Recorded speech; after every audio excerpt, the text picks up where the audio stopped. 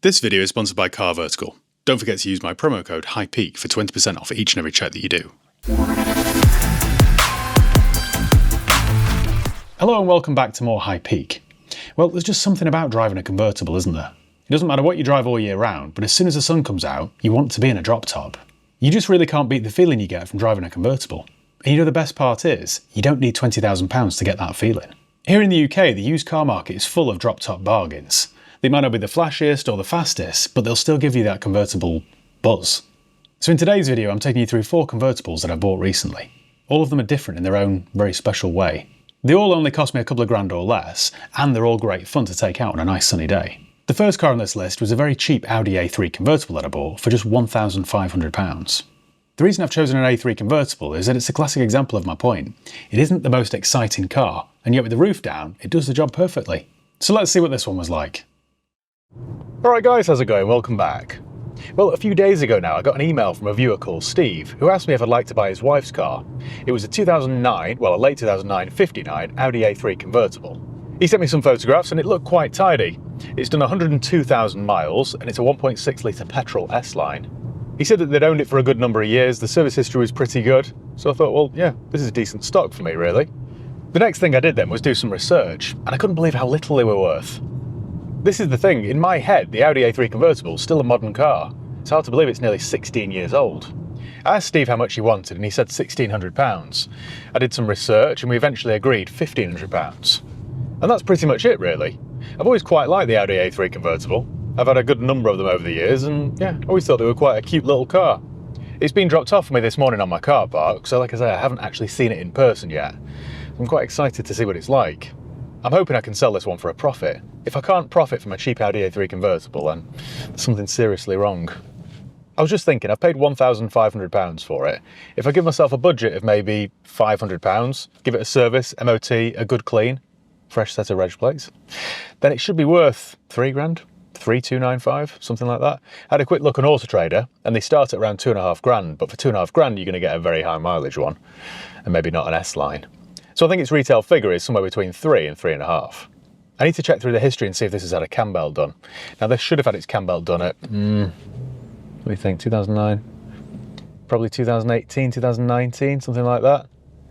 If it hasn't had one done, I'm gonna have to do one. That's gonna cost me about 400 quid. So I'm just hoping it has. Traffic's bad today. Anyway, all being well, I'm hoping if I can spend £500 on this, not a penny more, I should be able to make about £1,000 profit. That's what I'm hoping for anyway. Anyway, we're not too far away now, so I shall see you there. Well, we're here. The Wonder Grip van's here as well. It's a result, isn't it? That looks pretty good, actually. It's quite a nice colour grey. It's got the nicer wheels because it's the S-Line model.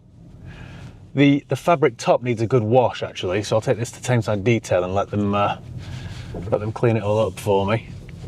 But that looks very tidy, actually. Very tidy indeed. It must have, oh yeah, it did have a private plate on it. Right, so Steve took the private plate off so it can go back on its 59 reg. So I'll order some new plates. That'll improve things. Give it a good valet. Tyres look okay. This all looks pretty good, actually. Quite tidy.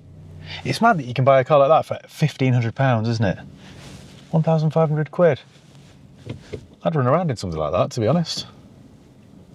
It's half decent. Right, as always then, we're going to check this out using Car Vertical. Now it's really important that you do one of these checks before you hand over any cash for a used car or motorbike. So all you need to do is go to carvertical.com. Let me demonstrate. Right, we're on carvertical.com and you type in the reg or the VIN. Now in this case we don't know the reg, so we'll type in the VIN. Now, I can get this from the logbook. I've got a picture of it. Hang on a second, let me copy and paste this. And what this does, it checks databases in dozens of countries. So it'll tell us if it's ever been stolen, written off, had a mileage rollback, or has a standing finance on it. There are so many dodgy cars out there, I'd hate for you to end up buying one. So it's really important that you do one of these checks. It doesn't take long, as you can see, and it isn't expensive either. And it's cheaper still if you use my promo code HIGHPEAK. That's HIGHPEAK, all one word, HIGHPEAK. And you'll save yourself 20% off each and every check that you do. And you can use that promo code as many times as you like. It's not just a one-time thing. This will also show us the spec of the car, the MOT history, the ownership changes, all that sort of stuff. Right, so the report's ready. 45 plus countries were checked. So It's never had a mileage rollback. There's no outstanding finance. There's no recorded accident damage, so we're clear on all four fronts. Or sorry, all three fronts. It's had 3 owners, 3 previous owners. Theft, so it's never been stolen. That's good. We've got a mileage sort of timeline here on a graph.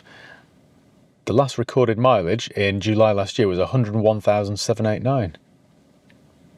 That's all right then. That was its last MOT. No recorded damage.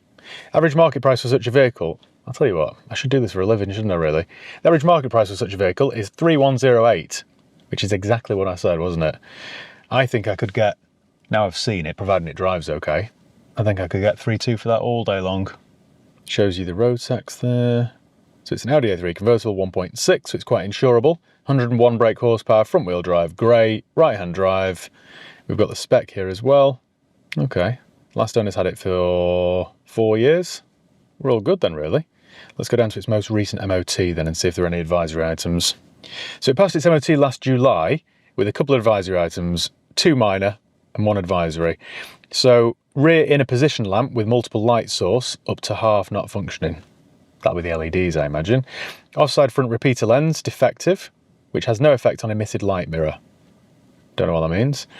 And also near side front tyre, worn close to legal limit on edge. Let's have a butcher's, shall we, from a couple of metres.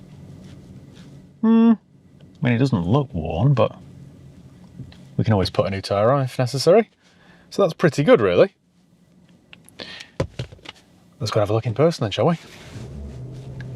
Park up this S5, which is actually a similar colour grey. Right then, let's go and look at this Audi A3. Quite a nice day to buy a convertible, isn't it? So, there she is. Bodywork looks pretty good. These wheels are quite nice, not badly damaged. We've got a sail wind tyre on the back, on about 4mm of tread. Brake discs look okay. The backing plate looks a bit grim, but we can sort that out if it's a problem. Looks quite straight down the panels. The panel gaps are good. Can do a little touch in there where someone's opened it onto a wall or something. All looks quite tidy though. That can be clipped back in. You can pop that back in. Might need a new indicator lens there on the mirror. Down here then, I think we need 2 front tyres actually, because a little bit of cracking around the edge there. And they're only on about 3mm of tread. So I think we'll get a new driver's side tyre, and the passenger side tyre was advised anyway, so then we'll get those replaced. A little crack there on the front grille. Overall though, it is quite tidy. It's quite a tidy car really. Considering it's done 102,000 miles, the bonnet isn't chippy. Windscreen's not chippy either, that's good. For some reason Audi A3s always get this mark on the windscreen. It's like the wiper doesn't fit properly or something. Always leaves that sort of that streak. I've only seen it on Audi A3s for some reason. This tyre then has got it's an Aptani. There's a little bit of wear on the edge there, but not too bad. Wheels a little bit curved, but again, for a 16-year-old car, it's not bad at all, really. I think I'll order some touch-up paint for it, the correct colour from Audi, and then do some touch-ins. Yeah, this roof wants a proper clean though. It's full of like mouldy stuff, like it's been parked under a tree. But I think the lads over at Tameside Detailing will do a nice job of that. The other rear tyre is a Landsail on about 4mm of tread. That's all right then. It's only front wheel drive this, so I'm not too concerned about the odd tyres on the axle. Won't make any difference. So it's a 1.6 petrol. The peculiar thing about these, I've only got the one key as well, by the way.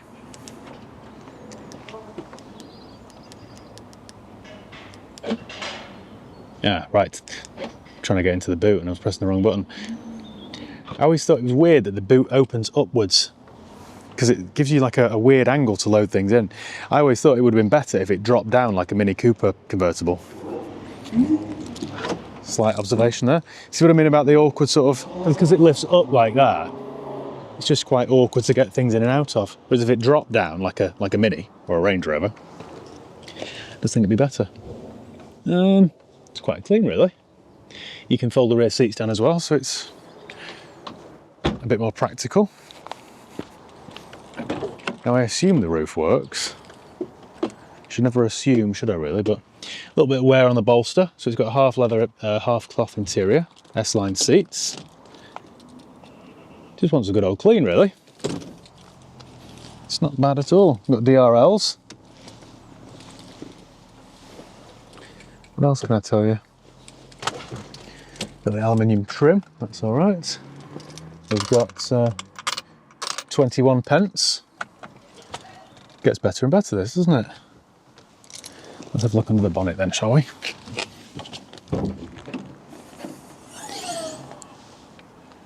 Right, well that all looks quite clean, doesn't it? Chassis legs are straight, so it's not had a whack. Everything's covered in plastic and stuff, but the oil filter looks, well, it doesn't look ancient. Looks like it's been replaced in the last couple of years. No obvious oil leaks that I can see, but everything's covered in plastic. Yeah, well, looks okay really. I can't see a sticker to say it's had a cam belt done. It's made in Hungary. Okay then. Have we got the same? Yeah, okay, right.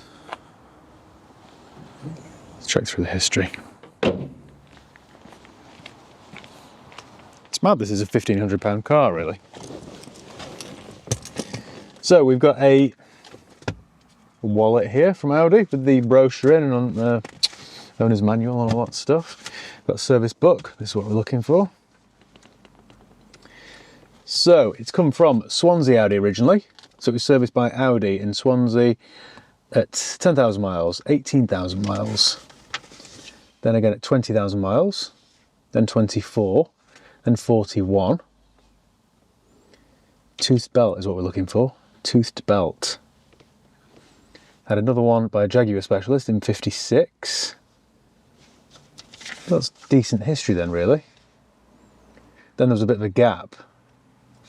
So it was last done in 2016, then it was done again in 2020, so 4 years there in between the services, which isn't great, but at least somebody caught up with it, I suppose. What else? No mention of a toothed belt there. No mention of a toothed belt anywhere. Another one there at 98, then another one at 101. Sturgis Motor Company, C invoice attached. That was done at 101. That was its last MOT then, wasn't it? 30th of July 24. Okay. Right, got that. Ah! That's good news then. This is very good news. So, in 2021, at 95,000 miles, it had a new water pump and timing belt. That's the result. Replacement of water pump and timing belt. Replacement of auxiliary belt with AC. Replacement of antifreeze, £235. That was done at, does it say the mileage? Yeah, the mileage there. Audi A3 S-Line, 101 brake horsepower, 95,000 miles. That is a result. That's great news. And then we've got the bill here for the parts. New timing belt, new water pump. That's all good. This is great news, actually. Replacement ball joints.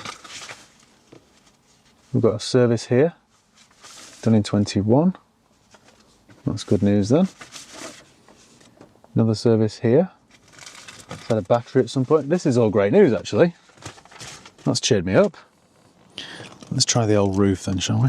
In fact, let's have a look in the glove compartment. We've got 2 pens and a locking wheel nut.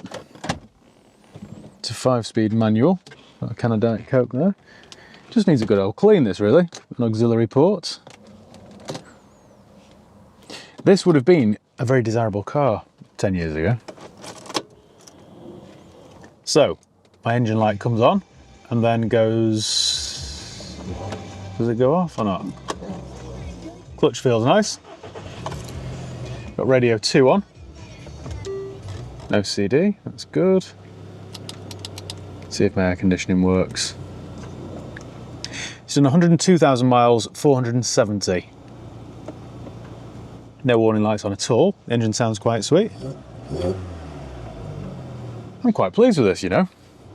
Let's try the roof then. So, all we need to do then, I think, is press and hold this little lever. This little button. Well, it's making all the right noise. There we go, look at this. Quite impressed. Oh yes, perfect. And then back up again.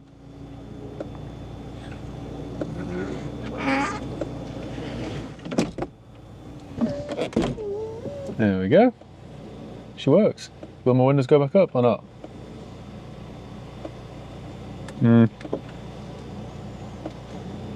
I'd have thought the windows should have gone up then, really. Is that right? Have we completed the cycle there or not? Try that again then. So my little lights on the dash there to say my windows, my roof's going down. And then the windows go back up. That's fine. Then the reverse, press and hold this again. The roof's coming back up.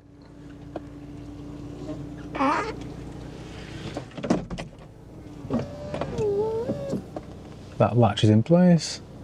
That's not quite latching there, is it? Hang on a second. Right, we've got a slight problem here. Hang on a second. How can I do this whilst holding the camera?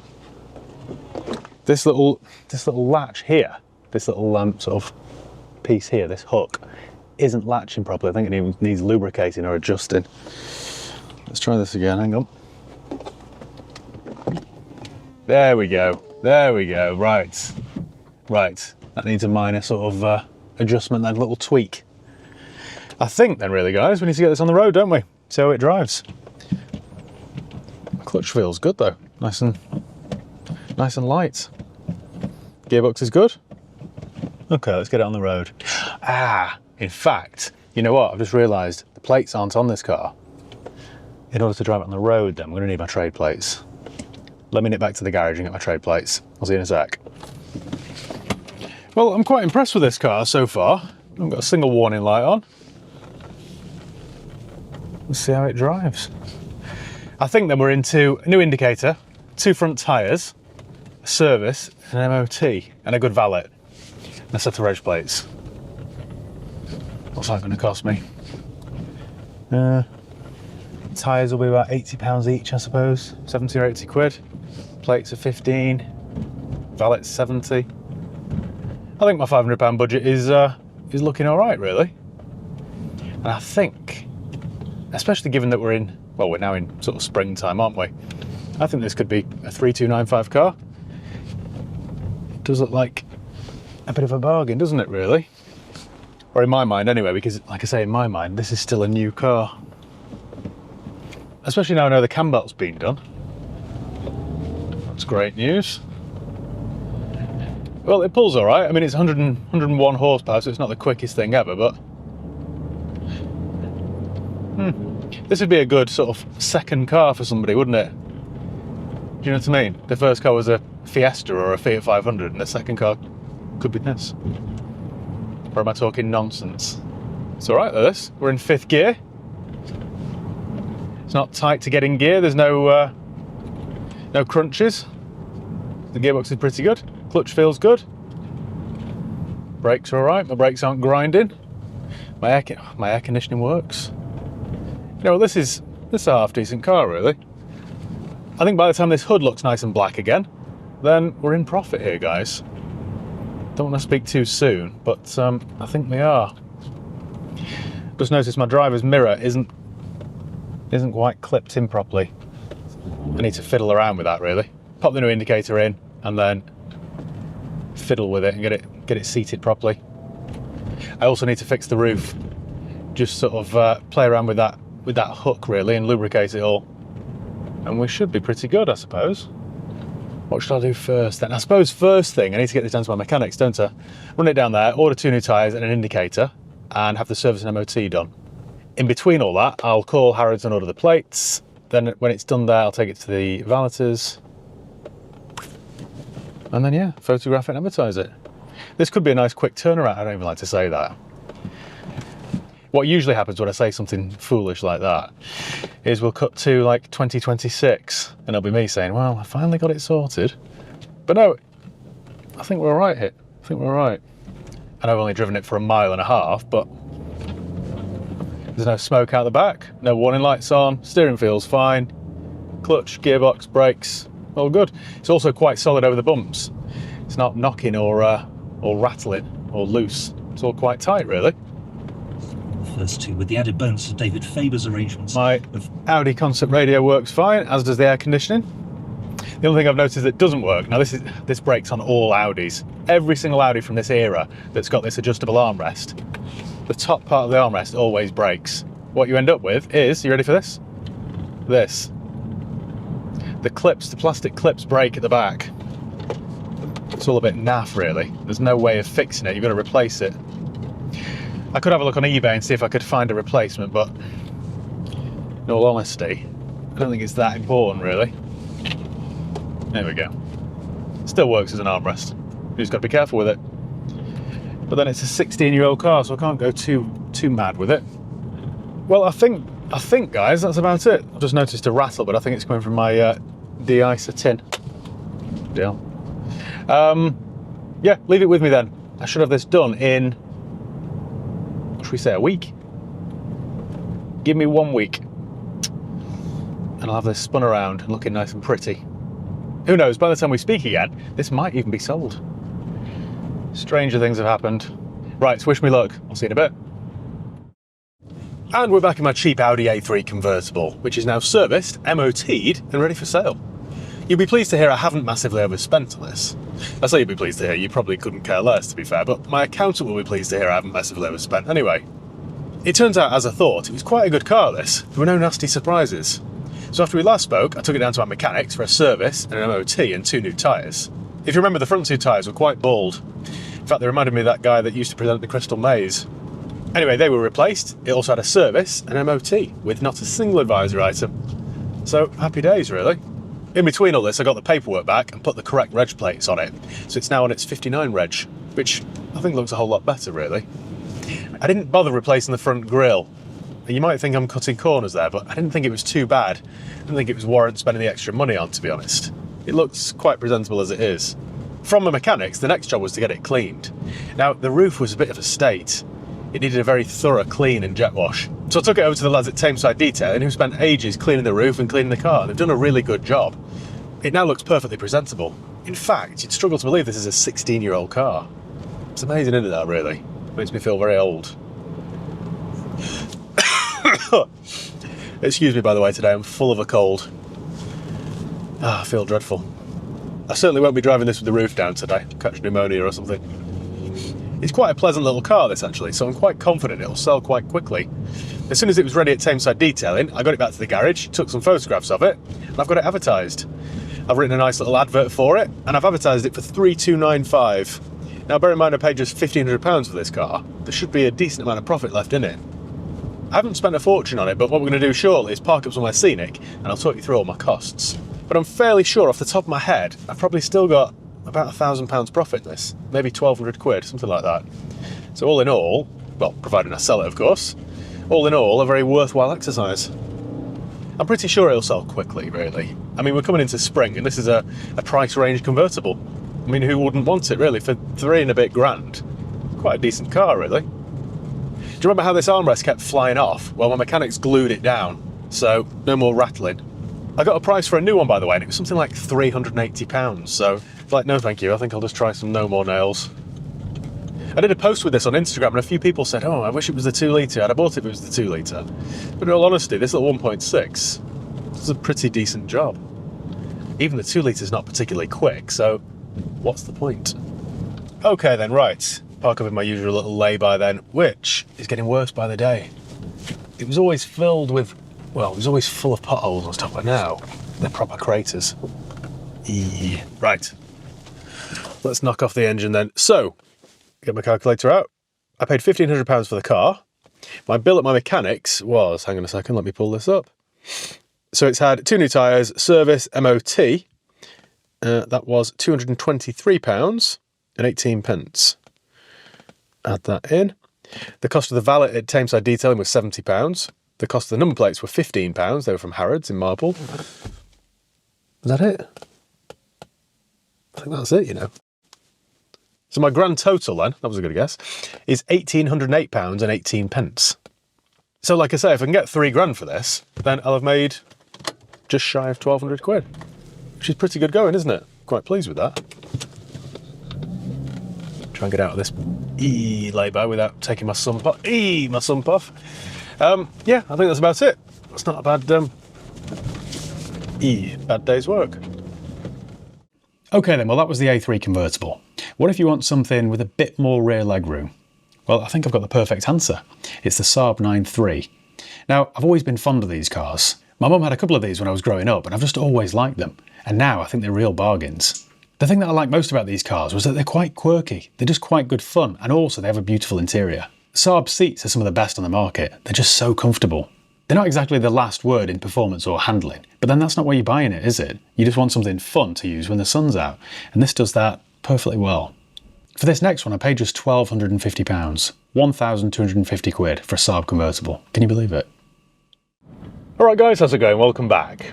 Well, as you can see, the sun's out today, we've got some blue sky, so when I was offered a cheap Saab convertible about an hour ago, I couldn't really say no. I'm a big fan of the Saab brand in general. I've said this in previous videos, but it's a real shame that they've gone bust. They just offered something that nobody else did, and nobody else has done since. It's a bit of an unusual one, so it is a pity they're no longer around. Now this cheap convertible 9-3, like I say, I paid just £1,250 for it. I do know a little bit about it. I've had quite a nice description of it. It sounds like it's in good order, but at the end of the day, it's still a very old car and it's done nearly 100,000 miles, so I've got to be realistic. I'm going to set the bar nice and low, I think. That way you can't be disappointed. That's probably not a bad outlook on life, is it? Don't expect anything, and then, if something does happen, you've had a result. Right, let's get my shades on then. I'll see you there. Well, we're here. It's quite a good colour, actually. What else can I tell you about it? I think that's a Vector model. Now, forgive me, it's been a while since I bought one of these, but they used to do the Linear, which was base spec, then the Vector, middle of the road, then the Aero. And I think they're Vector wheels. I don't know whether this is petrol or diesel. You're probably thinking, why didn't you ask all these questions before I agreed to buy it? But, let me let you in on a little secret. My life's quite dull, quite repetitive. So this is about the only excitement I get. Buying something blind and then trying to work out whether it's any good or not. That looks all right though, you know. It's a London car originally, LY06.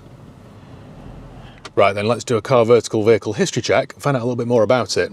So as always, it's really easy to use. All you do is go to carvertical.com, type in the VIN or the reg. Now in this case, we know it is Lima Yankee 06 Foxtrot X-Ray Romeo, check vehicle. Now it's really important that you do one of these checks before you hand over any money for a used car or motorbike. You can save yourself 20% off each and every check that you do if you use my promo code HIGHPEAK. That's HIGHPEAK all one word, or alternatively, click the link below in the video description. But this will tell us whether it's ever been stolen, written off, had a mileage rollback, or has outstanding finance on it. I underestimated the weather today when I put this hoodie on. What's good about this as well is it's a really thorough check. It isn't just a UK thing, so it checks databases in dozens of countries. It checks hundreds of millions of cars. Right, and the report's ready. So this is a Saab 9-3 petrol. Petrol. See? How exciting. Be dull otherwise. It's never been clocked, no outstanding finance, there's no recorded damage, and it's never been stolen, so that's good. Right, I was told it'd done around 100,000 miles, and its last MOT, which was January this year, it had done 90. And it's done about 3,000 miles a year, so that's pretty good. And don't forget now, this is an 18-year-old car. Time flies, done at 18 years old on an 06. It's manual, which is a pity. I'd rather it was automatic, to be honest. But can't have everything, can you, for £1,250? Let's go down to the most recent MOT then. So it failed in 21 on a heap of stuff, actually, right? Oh, it's had a reg plate change. Oh, okay. So the last owner then has only had it for about a year. Okay, right. Let's go and have a look around it then. Make sure the roof works and all that sort of stuff. You'll have to excuse this alarm. There's an alarm ringing from one of these buildings. Hope it's not my office.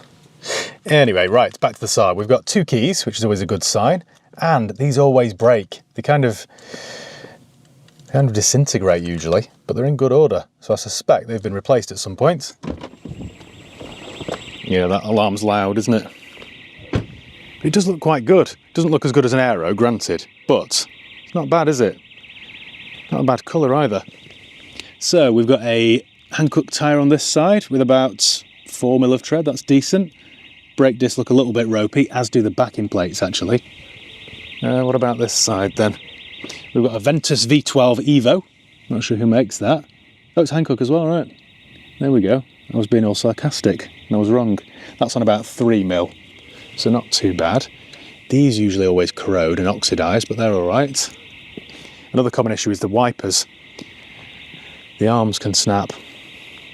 We've got some awful touch-ins there. You could do with a set of plates.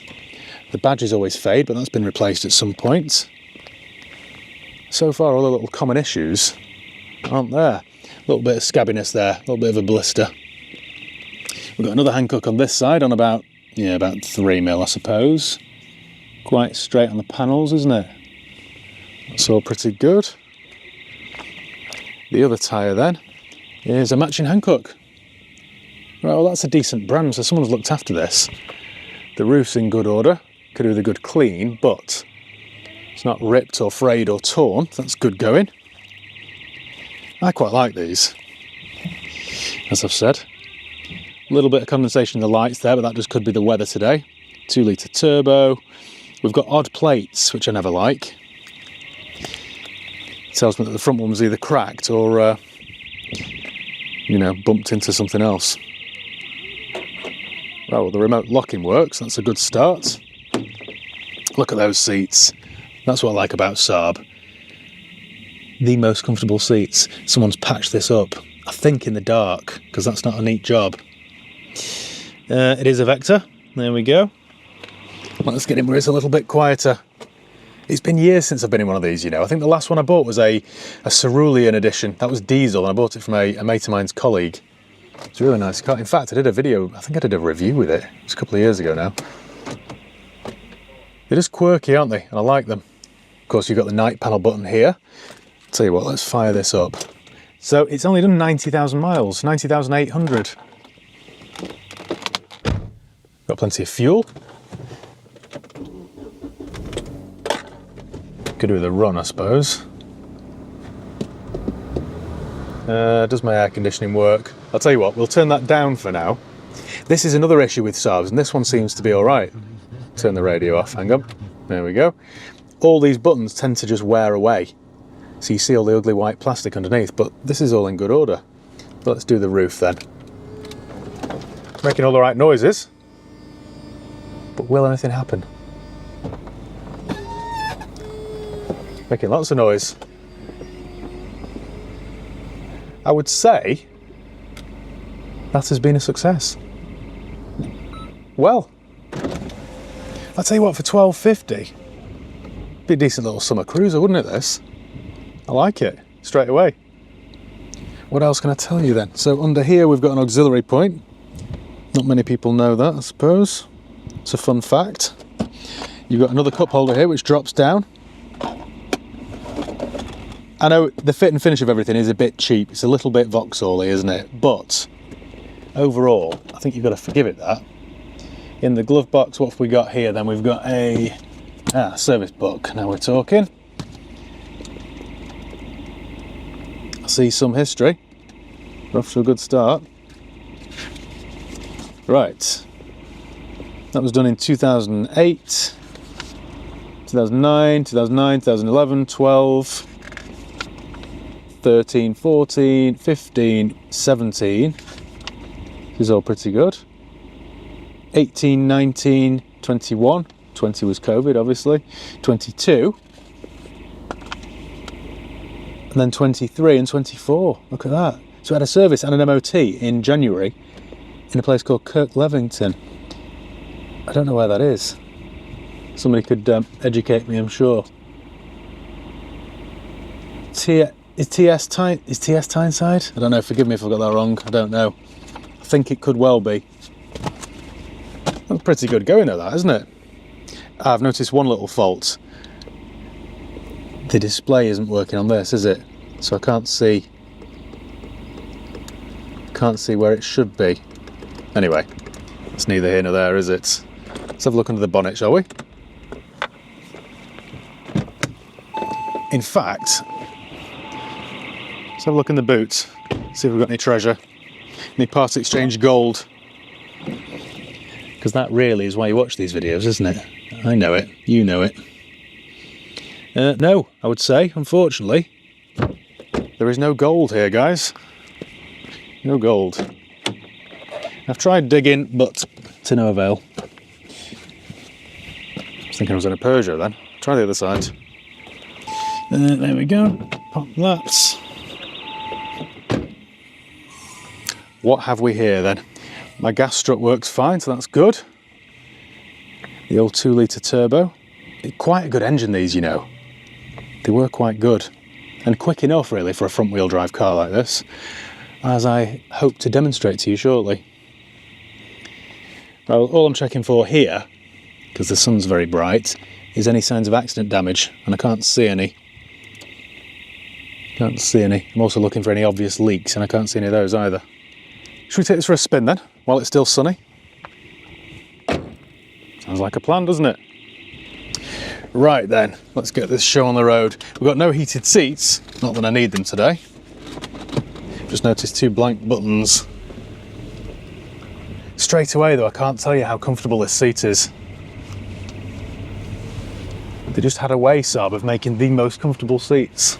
Steering's nice and light, it's not worn. No funny noises, it's a little bit soft on the suspension, but then I think they all were. They were never really a driver's car, were they, these? I think I'll pop these windows up just so you can't hear a load of road noise, wind noise, whatever it is. Do we have a CD? Nope. I'd have rather this was also, as I said, but I suppose for a fun little summer toy, maybe a manual's more fun. So far, so good. Go on then, I'll let you go. And you then. Yeah, it's free for all. I'm quite pleased with this for $12.50, and without sounding like a typical car dealer, there's not an awful lot to do, is there? It's had a service, it's had an MOT recently. I can't see where I'm going to get a big bill from. There just isn't an awful lot to do to this one, is there? I think send it for a proper valet, take it over to Tameside. What else? How else can I spend some more money on this? It's worrying me, this, and I don't like it.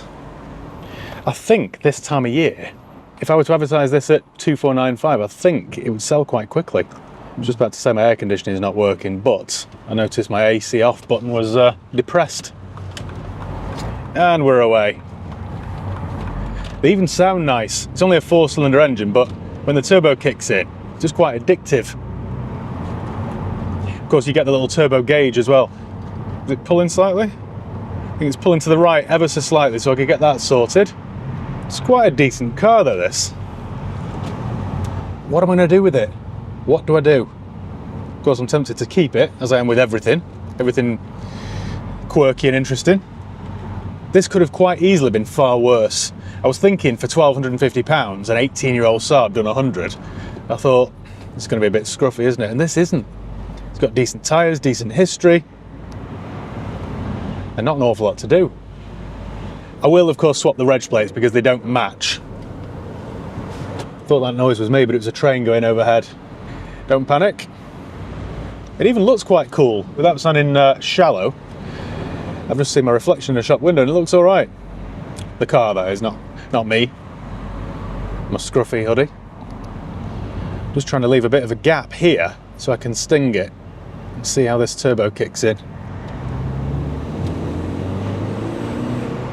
That's plenty quick enough, you know. Turbo works perfectly well. They are a bit floppy and soft, but it's what you expect, isn't it, on a Saab convertible? Gearbox feels quite strong and precise, clutch is all right. This is a half decent car, this. Oh yes. Right, well I think ordinarily I would say, let's take this down to my mechanics now and crack on with the work, but it doesn't really need any. So I think, change of plan today, change of tack. We'll go to Tameside, let them valet it properly, detail it properly, clean the engine bay, all that sort of stuff. Show some attention to the roof and get it looking right. In the meantime, I'll order some plates from Harrods and get on with the work. I might treat it to a fresh set of mats, actually. This is the kind of thing, a bit like the Z4 that I filmed with recently. It's the kind of thing that people ask me for. Not, you know, customers, I mean mates of mine. Have you got anything like fun and interesting that I can use for the summer? I certainly do. I think then, guys, that's about enough fun and excitement for one day. I'm going to head to the valeters and I'll see you later on. And we're back in the cheap Saab convertible. It's now sold for profit and I didn't massively overspend. Yes, that's right. You heard me correctly. You are on the right channel. This is High Peak Autos. And on this occasion, I've got a cheesy grin on my face because I've done all right. I know as well as you do though, the only reason I've done well with this one is because it was pretty good to begin with. It was quite a nice clean example and it didn't need an awful lot doing. After we last spoke, I dropped it off for a full valet. Now it was quite clean anyway, but the roof was a bit of a state. It was full of green stuff and just needed a good clean, as did the engine bay. So I've had that all detailed and it now looks really good. I think we can all agree that's £70 well spent. Then what did I do? Oh yes, a fresh set of plates. Now I always bang on about this, but it makes such a big difference. Replacing your old tatty worn number plates with some fresh ones just instantly lifts the car. And it has done with this 18-year-old Saab. I fitted them myself, you know. And that's about it. And then had a brainwave, had a light bulb moment. I remembered I'd got a friend who I know likes Saabs. And sometimes that's all it takes. All you've got to do is just dangle a carrot and they bite. Other times, sadly, it's not so easy. You can try absolutely everything and you still don't get the result you want. And then you've got to just sit back and wait for fate to play a part. But anyway, on this occasion, dangling this little Swedish carrot worked. All I did was WhatsApp a photograph of this with its roof down looking all cool. And about 30 seconds later, not that he looked desperate or anything, about 30 seconds later I got a reply saying, how much? So I thought, right, what's fair? So I settled on £1,750. £1,750, which I thought is a dead fair price, to be honest. It's a nice, decent car, this. And at £1,750, bear in mind I paid £1,250 for it and haven't spent an awful lot, it gives me a decent return. Now normally at this stage of the video I'd park up somewhere scenic and talk you through my eye-watering bills, but on this occasion, there aren't any. We are in new territory, ladies and gents. So I think, given that I got a B at GCSE Maths, I think I'll be able to do the mental arithmetic on the move. Now, bear with me. I paid £1,250 for the car, I spent £70 on a full valet, I spent £15 on some new number plates. That takes my total to... I'm just kidding, £1,335. £1,335. So £1,750 less £1,335 is £415 profit. Without wishing to sound smug, that's not bad, is it, for an hour's work? Hasn't really taken me an awful long time, but I was quite lucky on this occasion. I'll be the first to admit it. So I think that's about it. I'm going to go and drop this back off at the garage and let him know that it's ready to collect. Well, that was the Saab 9-3, which is a personal favourite of mine. But what if you fancy something with an arguably better badge and a slightly better build quality? Well, I think then you need to have a look at the Audi A4. Now this next one I paid just £1,200 for, so it's a bit of a bargain. And I honestly think these have aged really well. I think it's a really elegant design. Again, a bit like the Saab, this isn't the sharpest thing to drive, but then it doesn't need to be. It's all about roof down cruising. Like I said, this particular one only cost me £1,200, so it did have a couple of issues, as you'll soon find out. Alright guys, how's it going? Welcome back. Well, today I bought a cheap Audi A4 convertible for just £1,200. Seems too cheap, this. Let me tell you how I came about it. I got a message last week from a viewer called David who wanted to sell his Audi A4 convertible. It's a 2006 56 and it's done around 86,000 miles. He told me that he'd started the process of selling it via a company called Motorway. Now I think Motorway works a little bit like eBay. People, prospective buyers, bid at a certain car and then the highest one gets it. That's my understanding anyway. I've never actually used it. Anyway, he told me that Motorway suggested it would be worth £1,166, which is weirdly specific. And I just thought that sounded really cheap. So I said, well, if you're going to sell it to them, I'll give you 1,200 quid for it. I'll send a driver down there to collect it, I won't mess you around, job done. Then the next day he called me to say the bids on Motorway had actually reached 2.5 grand. And he said, I'd still rather sell it to you, but obviously, you know, money talks. So I said, look, thanks all the same, I do appreciate you getting in touch, but I can't give 2.5 grand for it, because I think this is probably a £3,000 car retail.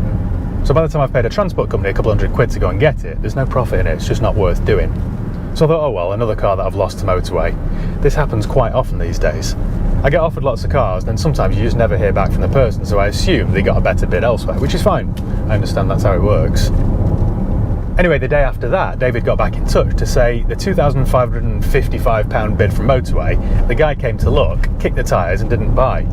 So he asked me if I'd still be interested at the original £1,200 bid. So, obviously, I said yes. That same afternoon, I asked my transport company to go down there and collect it on the back of a flatbed.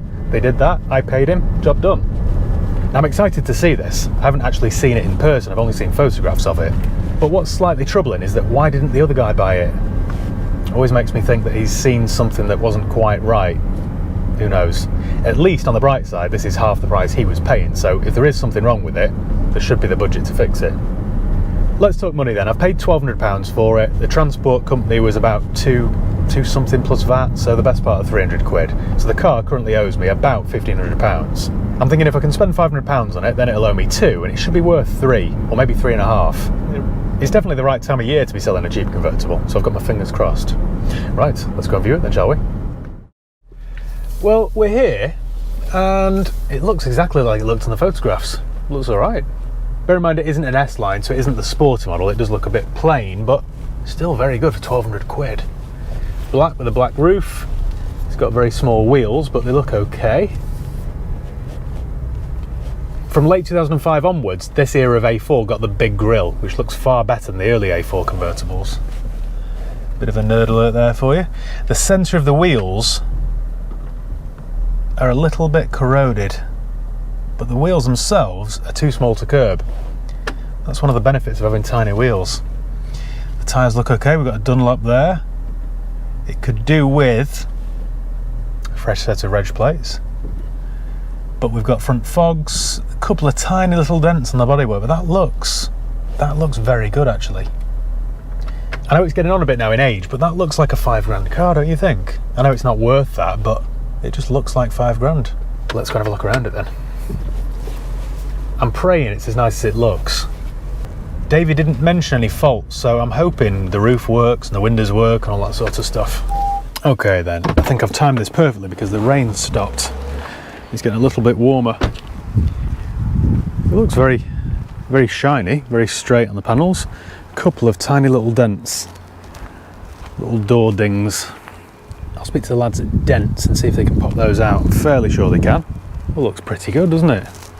Could do with a good old clean where it's rained, but apart from that, on this side we've got a Hankook with about 6mm of tread. Brake discs look okay. There's a little bit of a lip on the edge, but they look okay. This is what I'm talking about, this corrosion around this centre cap. Wonder if I could pop those out and sand them down and spray them. That'd look a whole lot better. But the panel gaps all look pretty good. No scuffs on the wing mirrors. Yeah, there's a tiny little dent there. We've got a matching Hankook on the back on slightly less tread, probably 3-4mm there. And the back discs looks a little bit, I think that one's rear discs actually. They're a little bit scored. I mean, on this side the paint all looks original and the hood's in really good condition. It looks as though it's been garaged. We've got a glass rear screen as well rather than a plastic one, which is always good. A couple of little touch-ins there, but nothing too serious. Yeah, it would benefit from fresh reg plates, wouldn't it, I think? No DRLs or Xenons, I think it was before that sort of era. There's a couple of little dents there on that wing. They'll pop out, I think. We've got a Dunlop there on about 5mm of tread. And the disc looks the same as the other side, looks alright. This side, again, very clean. And another little dent there. I'm really splitting hairs, so this is very tidy.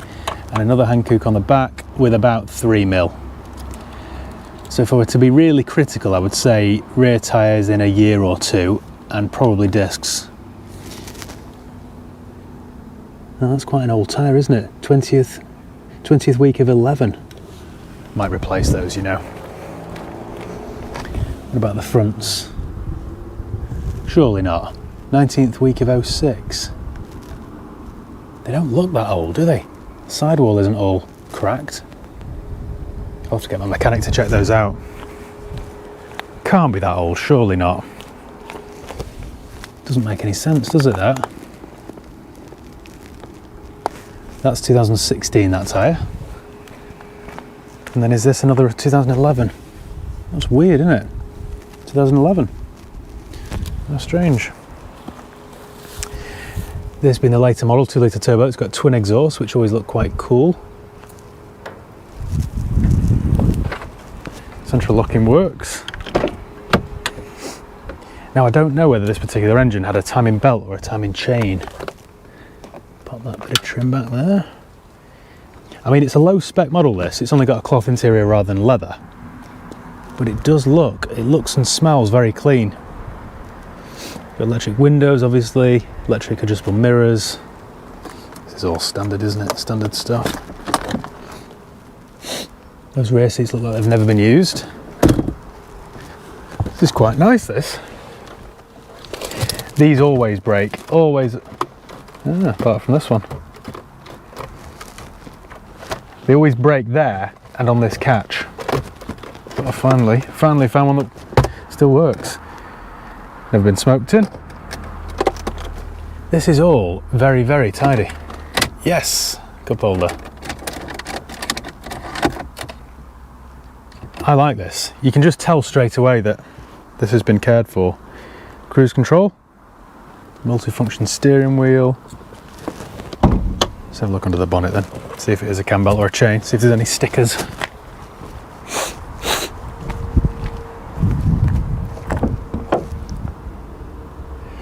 It looks as though this bonnet's been painted. I thought it looked flat because it just needed a clean, but you can just see, I don't know whether you can see this on the camera, you can see the little grazing marks in it where it's been sanded down. That's a shame. I suppose for this kind of age of car, as long as it looks presentable and tidy, it's good enough, but that definitely has had paint. That's why it looks a bit dull. 2 litre turbo FSI. Oil looks nice and clean there, no mayo. Put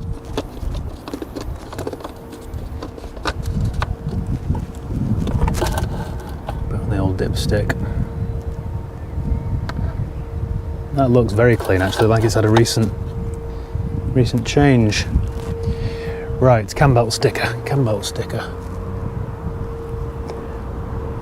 I thought these were chains, but I could be wrong. I think I'll have to ask my mechanic, see what they say.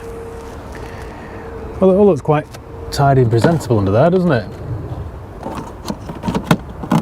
I hate this era of VW Audi battery cover. It's a really poor design, that.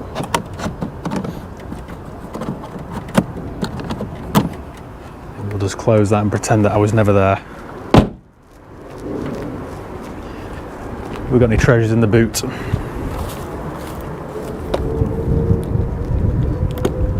It's not working. There's the boot button.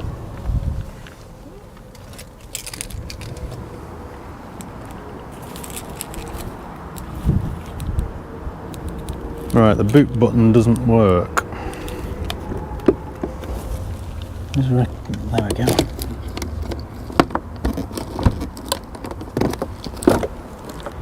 Right, I think then we need a new micro switch. I mean, it's all very clean, this. I don't know why the guy didn't buy it.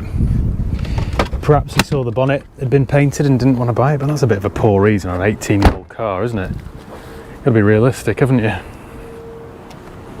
If I were looking at this, even at £2,500, I'd be thinking, get a few years out of this. Right, service history then. Got a cardboard box down there full of paperwork. Well, I can see straight away that there's plenty of history here. Camberley Audi, Surrey. Guildford postcode. So, Camberley Audi. See, it says tooth belt, no. Tooth belt, no. Ah, tooth belt advised. and then tooth belt done. That was at 60,000 miles, or 59, in 2013, so that's 10 years ago. Even though it's only done 25,000 miles since then, it's probably due again, isn't it? That's all Audi, that's good. Another Audi there at 68, 2014, and then non-Audi. 2015, 16, 17, 18, 19, 22. What happened in the world in 20? I wonder why it wasn't serviced in 20. Can't think, can you? Right, well that's all good, isn't it? That's all good. I think what I'll do then is speak to my mechanic, see if it's due another cam belt. I think it is time-wise. I think I'll just get it done. I'll give it a service on the gearbox as well, because this is what Audi call a multitronic gearbox, which is a CVT. And nobody likes a CVT box, do they? So it's done 85,000 miles. Half tank of fuel as well. 102.9. That isn't a local station, so that's probably a local station to the previous owner. What have we got here then in the Amazon box? Oh wow, loads of history, loads of history. This is what you want to see, isn't it? Is that Econ? Isn't aircon, is it? I think Econ's economy. I mean, it's only been on 30 seconds, but that doesn't feel particularly cold. So I think it needs an aircon gas, I would say. Yeah, I'll give this gearbox a service because they can be problematic, the old CVTs. I'll see if it changes okay. We've got the logbook, close of receipts here, all the previous MOTs. This is what you want to see. Look at this. A wad of paperwork. I shan't go through it all now and bore you to tears. But that's fairly comprehensive, isn't it? You know, people often say to me, you know, when they're trading in a car, what should we do with all the paperwork? Do you want the old receipts for tyres and stuff? Yes, I do, please. People just don't see how important that is, but it just builds up the car's history. Quite often I think people just bin receipts, but it's really good to see exactly what's been done, whether it's a receipt for bulbs, wiper blades, whatever. It all adds to the history and it just makes a complete folder like that. If you haven't got a folder, make do with a big chunky Amazon box. In there then we've got an iPod connector. What's good about that, you can buy on Amazon for £100 a Bluetooth adapter that plugs into that, and then you can play Bluetooth, you can stream your music via Bluetooth. Witchcraft. Does the roof work? Oh, so far so good. We've got liftoff, ladies and gents.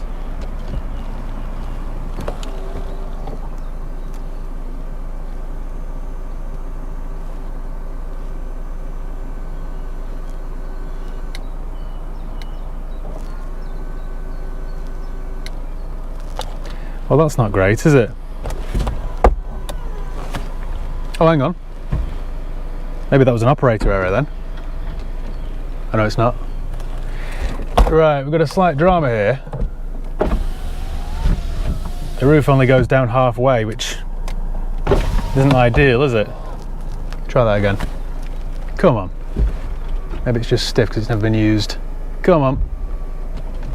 Come on, let's go. Let's be having it. Ah, it's like it wants to go. Just needed a slight helping hand there.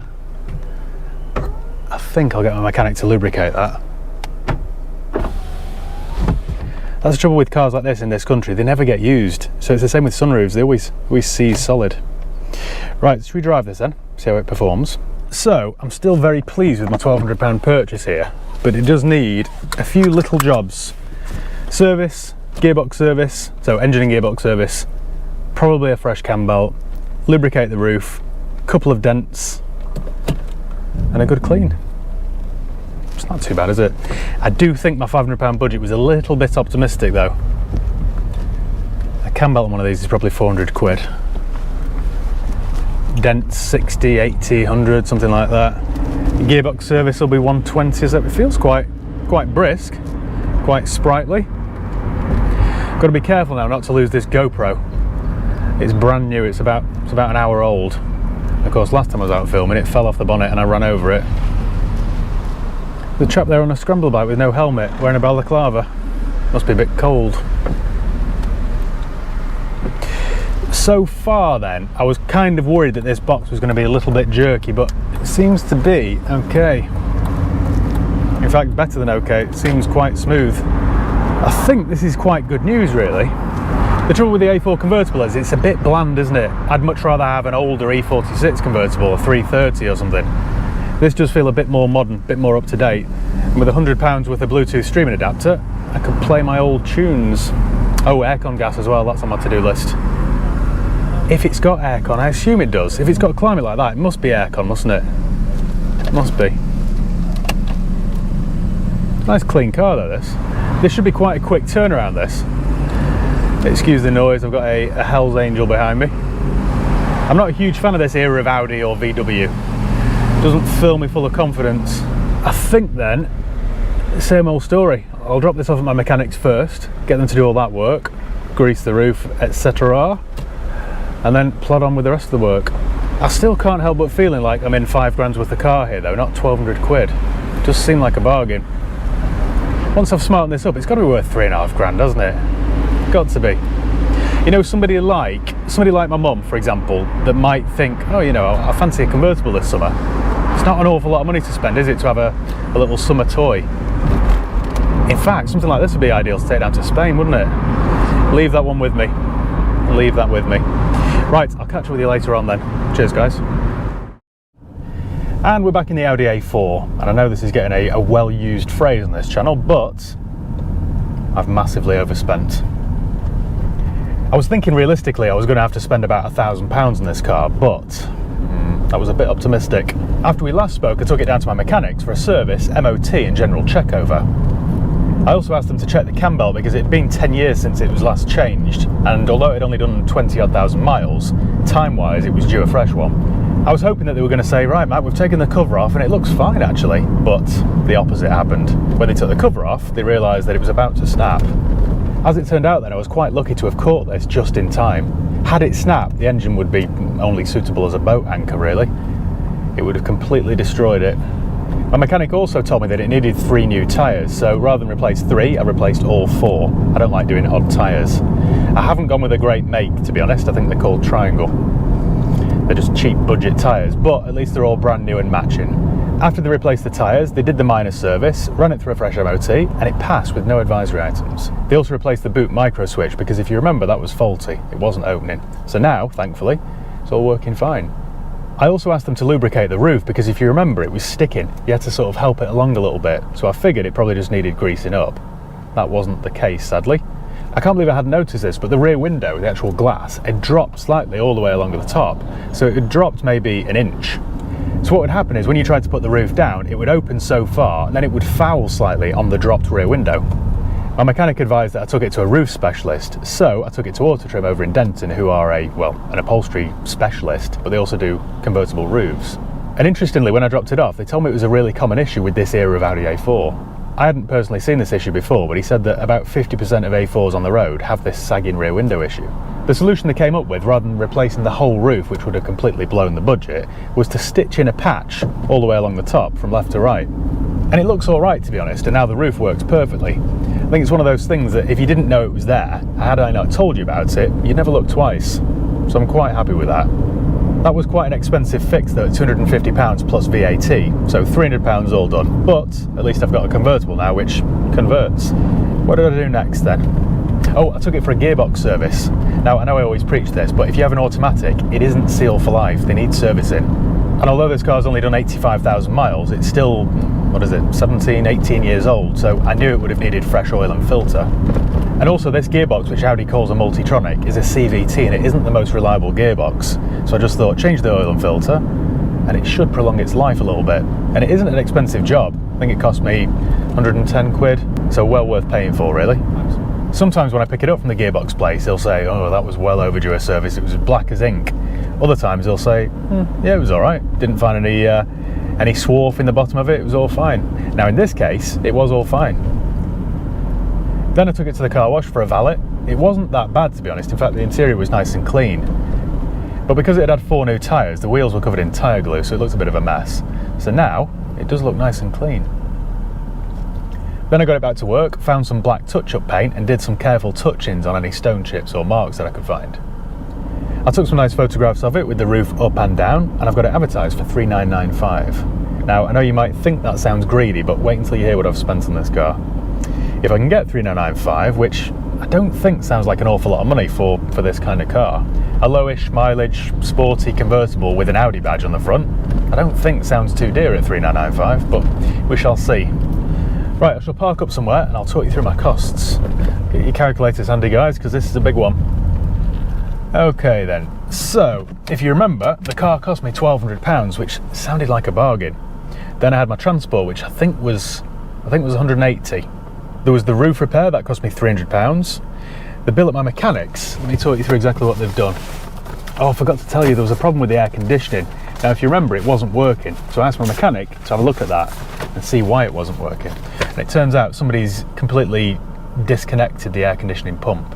So I thought, well, at that point I'd already spent too much money on this car, so I didn't bother getting it fixed.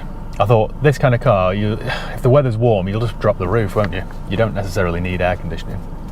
Right, the bill at my mechanics then, there was an MOT test fee for £40, oil filter £8.99, oil £28, 4 tyres cost me £200, quite cheap, aren't they? Cam belt kit and water pump £156.80. Antifreeze £20, front wiper blades £25, and labour £360. So my total there was $799.78 plus the VAT, so my total was $959.70. The bill at the auto gearbox place was $108, and the valet cost me £50. So the grand total is about £2,800. $2,800. I think if I can get $3,995 for this, forget about the VAT margin and stuff, which will be quite dear. If I can get $3,995, then there will be about £1,000 profit, won't there? Maybe just a little bit more. So ultimately, I think it was worth doing, even though I'm still left with a car which has had paint on the bonnet and no air conditioning. But still, like I say, with this kind of car, no aircon wouldn't really bother me. You just drop the roof, wouldn't you? Now, the last one on my list is one of my all-time favourite cars. It's the E46 3 Series. Now, the E46, by the way, the E46 is BMW's sort of internal name for the 3 Series, which ran from 1998 until 2006. I know, I'm a bit of a geek. And that era of 3 Series, particularly one with a 6-cylinder engine like the 330, is just a proper analogue driver's car. I think they look really classy, they sound good, and the performance is far better than the other 3 I featured on this list. I know for the previous 3 I said that performance didn't really matter, but if you're more of a driver, if you want more of a driver's car, then this is definitely the car for you. For this particular car, I was buying this for a friend of mine, so I had a bit of a challenge.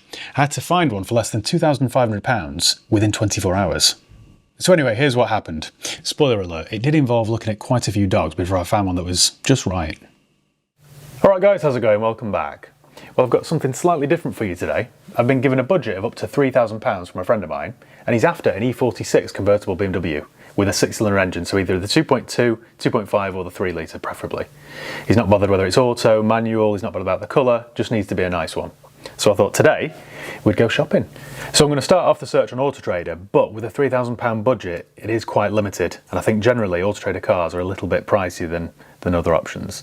So I'll try Auto Trader first, then I'll try Facebook Marketplace, eBay, Gumtree, all the usual sorts of places. So we're looking for a BMW 3 Series. Now the E46 ran from late 98 to 2006. So we'll set the price up to 3.5, see if we can get a deal from somebody. Up to an 06, fuel type petrol. Most important thing then is the body type convertible. So, see what I mean, we're down to 31 different options. And I've got just 24 hours to do this, so I can't really go and find one on the south coast. It needs to be fairly local.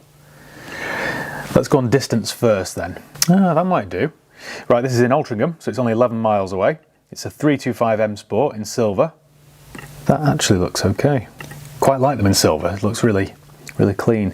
This one's put an aftermarket head unit in, which I wouldn't have done personally, but it might be quite handy that. I don't hate it.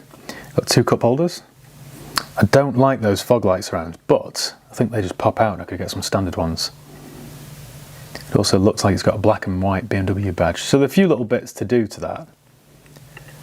But generally it's quite tidy, that. It's done 136. Bodywork in good condition, rust-free arches, electric folding roof works perfectly. New clutch in 2015, new battery in 21. Had a recent service. And it's on at 2795, so that's right on budget. That's not a bad option actually, and it's only 11 miles away. That one looks cheap in Liverpool, 1875. It's only a 320, but it's still a 6-cylinder, 2.2. Does look quite nice, that. It's got a cloth interior. Wouldn't be my first choice, to be honest, but it is cheap at 1875. We're getting further and further away here, aren't we? Well, I think Auto Trader then has just provided us so far with that one in Altrincham, so I'll save that. Okay then, eBay. Straight away, this is far less user-friendly than Auto Trader. This one looks alright. This one's less than 5 miles away from me, over in Hyde. So it's blue with a tan interior. It looks like an SE spec. It's only a 320, so it's a 2.2, which I'd have preferred a 330 to be honest, but that would do. Slight rip there on the driver's bolster, but it does look okay generally. And it's only done 99,000 miles. Quite like the wood trim as well. That's quite a nice car, that. 2995, service history, HPI clear, open to any offer within reason. Oh yeah. 318, we don't want those. Ah, that might be interesting. Right, it's 65 miles away. It is a bit of a trek, this, down in Sutton Coldfield, but it's 3295, but it's a 330 and it looks very nice. I think we've got xenons there by the looks of it. Yeah, xenon lights, nice wheels, matching blue roof, automatic heated seats, and it's done 109. Offers considered. Shame it's so far away, really. Right, reluctantly, let's try Facebook Marketplace. Look at my Facebook Marketplace thing, suggested. Range Rover. Just Range Rovers and ML55s. Idiot. Right. There's one there, but it looks like a small engine. 320. No, it's a 318. No, forget that. The 318, you see, is only a 4-cylinder petrol, and it's a bit underpowered, and they can suffer with head gasket issues. So you're far better with the bigger 6-cylinder. That one's in Telford, a 330, done 102. Looks like it's been lowered though. That I don't like the look of that. Wanted a nice original one, really. Oh, look at this one. This is a patchwork quilt, right? Different colour front wings. No, I can't turn up with that, can I? Definitely not. Now there's this one in Manchester. Now it says the bodywork's poor, but it's been reduced from 2.5 to 2,000. That might be worth a look at. So the wing's off colour, and there's a little spot of rust there. It's got a tinted indicator, which I don't really like, but that with the wheels refurbished and a little bit of paintwork could be quite presentable. If you spent, I think, £300 on that, I think you could make that look a lot tidier. Right, that's a potential one. 318, been catfished again by a 318. That one looks nice. Right, this one's over in Preston. It's black with a beige interior. That looks really classy, actually. It's a, please be a it's a 330, sapphire black, done 139,000 miles. Some service history and a lot of paperwork. 2 keys, 4 previous owners. Car is in good condition, no rusty arches, no dash lights, heated seats. Harman Kardon, cruise control. Previous owner had it for 7 years. Near Kirkham, Preston. Looks like quite a nice part of the world, doesn't it? That looks quite nice, you know. It's got both sets of keys. 2,300, that's probably the best one I've seen, you know. What's annoying with Facebook Marketplace is you never get a phone number. It's always like, send me a message and then they never respond. It's annoying. I think we'll message this guy. Hello. Is this still available? Cheers, Matt. Send message. And now we wait. Right, whilst we wait for an answer then, I think the clock's ticking. Let's call some others. So I'm going to call this one in Altrincham. See if we can go and look at it.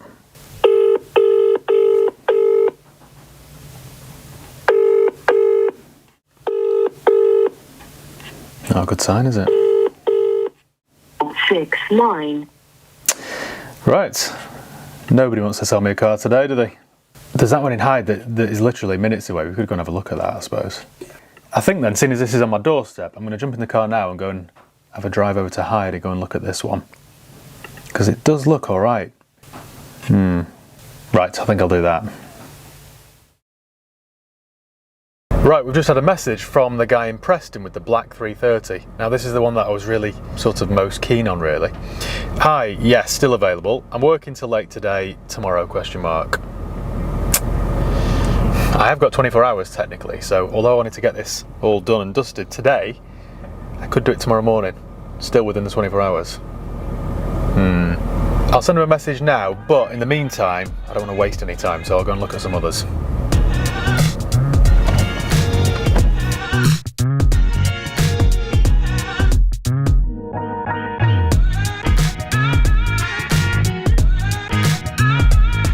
I tried to go and view this one. This was on a place called John Street and I recognised the forecourt. So I've driven there.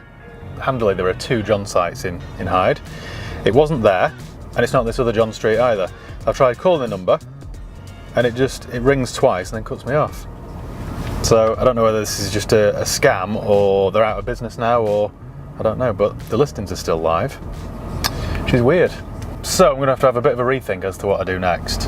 Who knew buying a car would be so hard?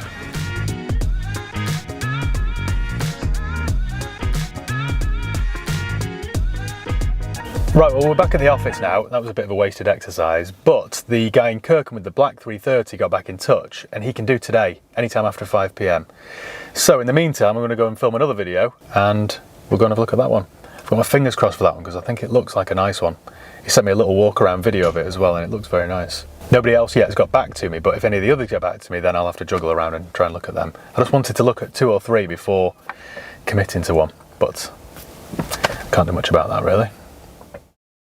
Right, a bit of an update for you. I put on my Instagram story before that I announced that I was looking for an E46, preferably convertible. And a friend of a friend got in touch, and they've got a coupe, an E46 330, but rather than discount it, I'm going to go and have a look at it because it's an Estoril Blue Club Sport. It's a really rare car, this. This one's got a sunroof, black leather interior, Estoril Blue, and I'm told it's like one of 150 ever made. So I know my mate wanted a convertible ideally, but I know he's a fan of the E46, so if this is a nice one, it might just sort of swing it. The other thing is, it's a little bit over budget. And when I say a little bit, I mean double. It's sort of twice the budget, but you don't get offered these kinds of cars every day, so couldn't really say no. The other thing to mention is it's a little bit of a project. I've been told it needs some TLC. Now, these Club Sports start around £5,000. A few years ago, you could pick them up for 3 grand, but they're just not there anymore. Every BMW aficionado or collector has just snapped these up over the years, so now they're a lot more expensive. So I'm thinking this one's going to need maybe £1,000 spending on it. Maybe though, it might not need all that work straight away. It might be a good usable example, maybe. We'll see.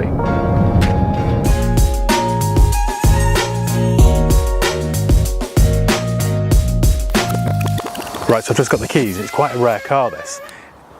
Eagle-eyed viewers will know that this isn't a convertible. Well done for spotting that so easily. But I just thought it was worth considering because it's a Club Sport, especially in this colour with a sunroof. It needs a little bit of work, to be fair, and it's already over budget anyway, so it will be a bit of a hard sell, this. If it were my decision, I think I'd jump at this. Need the wheels refurbing, it needs a little bit of paint work. I'm told that it's been stood for a couple of months as well. The lacquer's peeled off the boot lid. I mean, it's a 21-year-old car now, this. It's got to be one of the best colour blues, Estoril, hasn't it? Should we fire it up? Right. Now, the owner tells me that they've had to have some new keys cut for this, which is why I've got a spurious key rather than a BMW one. And there's no shroud on the steering column, which sounds a little bit dodgy, but it's cleared all the checks, so I've got no doubts really. Sounds nice, doesn't it? It's done 149,000 miles. Got a brake pad warning light on. It's a nice spec, this as well. We've got heated seats, sat nav, sunroof. But it is a bit of a project. I don't think this is the one, to be honest, but while we're here, and it's a 330 Club Sport, we may as well take it for a quick spin.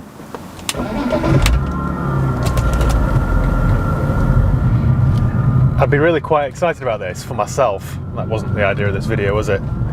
It's a bit of a project and it's already over budget, and we've got a fixed roof, not a convertible, so it's it's literally not what he's asked for. But I just thought I'd go and have a look at it and try and rule it out in person.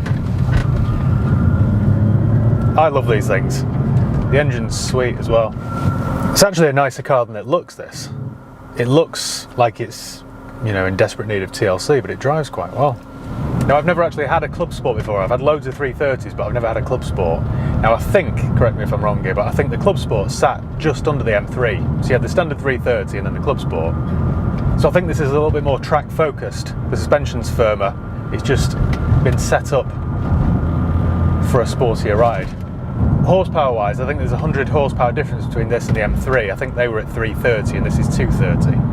It makes me realise really what a good car the 330 was, or is. It is a bit like the everyman's M3, like the baby M3 really. I've been looking at 330s now online, and I've been kind of favouring automatics just because they're a bit easier to live with, but I'd forgotten what a good gearbox this is. It is a bit more fun in manual. Well, this isn't really the one for me, but I can't say I've wasted my time because I have quite enjoyed it. It's proved to be quite a difficult task, this, to find a decent car on budget within 24 hours. The trouble is, when you're looking on Facebook Marketplace and stuff, you get in touch with people who either don't respond, or they're busy, or, you know, can't meet you until 5 PM, or they're on holiday for a week, or that sort of thing. I can see now why people go to car dealers, because, you know, chances are they'll be open, won't they, at the weekend. I'm desperately hoping the one that we're going looking at 5 o'clock is a nice example. If it isn't, then it's back to the drawing board. But I'm running out of time, really. The clock's ticking. Right, well, we're in the 330. Let me explain what happened. I was supposed to go and look at this last night at 5 PM, but while I was on the way up there, the guy got in touch to say, sorry, I can't do 5, can you do 6, 6:30? And I couldn't. Unfortunately, I had other things going on, so instead, my colleague went up there and he did the deal for me. He called me when he was there to say everything checked out okay, it looked really nice, but 2 minutes into the test drive, the engine warning light came on. So he said, what shall I do? Shall I walk away from it? So I thought, well, hang on a minute. The advertised price was £2,300. It's already the cheapest one that I'd seen by a country mile.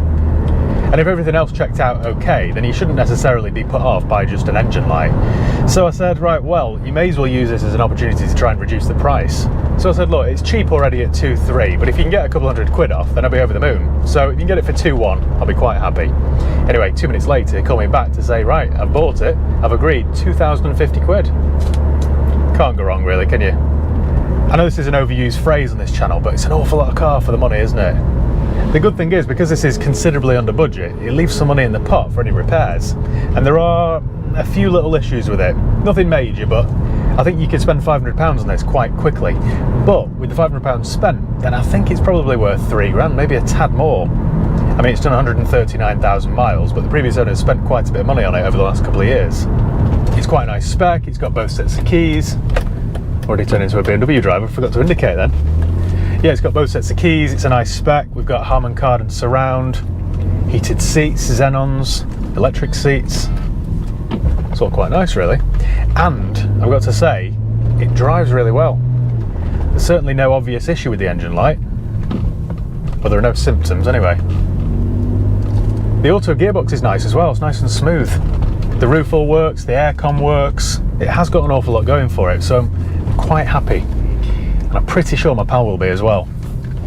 I think what I'll do now then is I'll get out and I'll give you a quick tour of it, walk you around it, show you the things that I would do.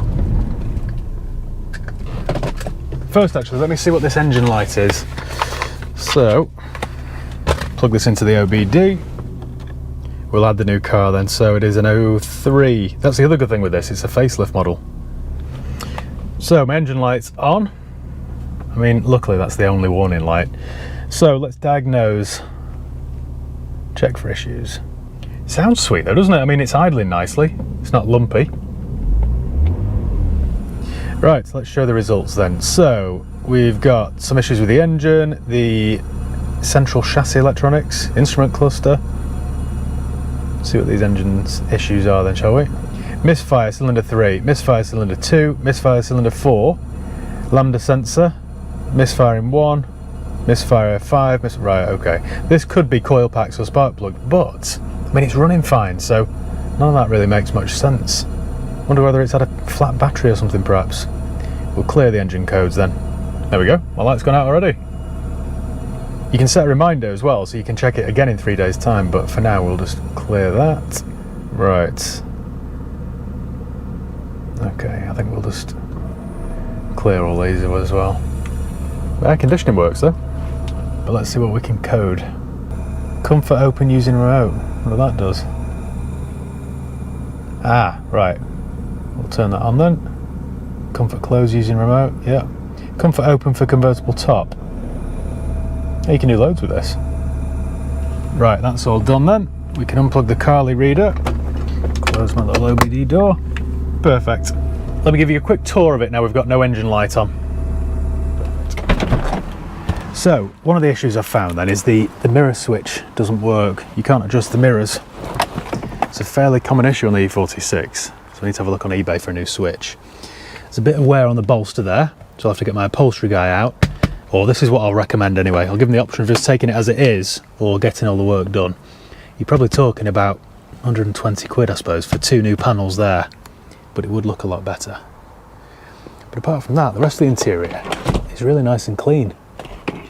Doesn't smell like it's ever been smoked in. It's got heated seats, we've got a cassette player, got this nice dark, is it walnut? I'm not sure. Looks nice though. Auto lights, memory seats. It's not an M Sport, but it's got some M Sport bits and bobs on it. So we've got an M Sport steering wheel, M Sport sill cover there. I think it's a sport model. That's one issue that I need to sort out as well. The door drops, the window drops, but it doesn't quite make the seal there. So I think it just needs adjusting. So you've got to sort of help it along a little bit. So it's the facelift model because it's got these slightly different side repeaters. The wheels are in decent condition. The bodywork looks pretty good as well. It could do with a good buff. I think it would come up looking really well. That has obviously had a previous repair. I mean, look, for a 21-year-old car, or 20-year-old car, should I say, I'm quite impressed with it. We've got Xenons because we've got the headlamp wash there. Yeah, it just wants a little bit of fettling, a bit of TLC. The paint on this side looks original. Wants a good clean as well. We've got rear parking sensors. The only bit of damage to the body was around on this corner, and I think most of that will buff out, to be honest. We've got matching Fairfield plates, which match the sticker on the roof. Now the roof wants a good old clean, as does the boot. So it needs a proper valet, this really. And possibly 2 new boot struts, because they don't really do the job. The toolkit needs repairing as well. This is all quite nice though, isn't it, don't you think? Things like this, the bird muck and stuff, I'm pretty confident that would buff back. I think it's had some paint on this door because we've got a little bit of orange peel there, but it's not bad really. Not bad at all. Okay then, well, I'm going to go and take this to my pal now, and I'm desperately hoping that he's impressed with it. I hope he will be. I would be, I think. Given the tight budget that I had and only 24 hours to do it in, I think I've come up smelling of roses. What I'll do as well, I think, is write a list of the things that I would have done. Then it's up to him then whether he chooses to do them or not. So for example, I'd send it in for a full service. I'd drop the coolant and put fresh in. I would take it for a gearbox service as well. I'd get the seat repaired and then take it for a good valet and a detailed buff. So you're probably talking £600 or £700 there, but then it would be all fully sorted. Well, that's all 4 then, and I think each of them had their own strengths. The A3 convertible is definitely the most modern, the Saab's certainly the quirkiest, the A4's probably, or arguably, the most elegant, and the E46 330 is definitely the driver's choice. Now, none of them were perfect, some of them certainly had their issues, but when the roof's down, you stop caring about warning lights. So if you think about buying a cheap convertible for the summer, there's no need to push the boat out and blow the budget. Here's proof that you can buy decent examples for less than £2.5 grand. So thank you once again for watching. Make sure you give the video a thumbs up if you enjoyed it. Make sure you subscribe if you haven't done already. You can follow me on Facebook, Instagram, Twitter and TikTok. I'll leave the links below. And yeah, Cheers guys, see you next time.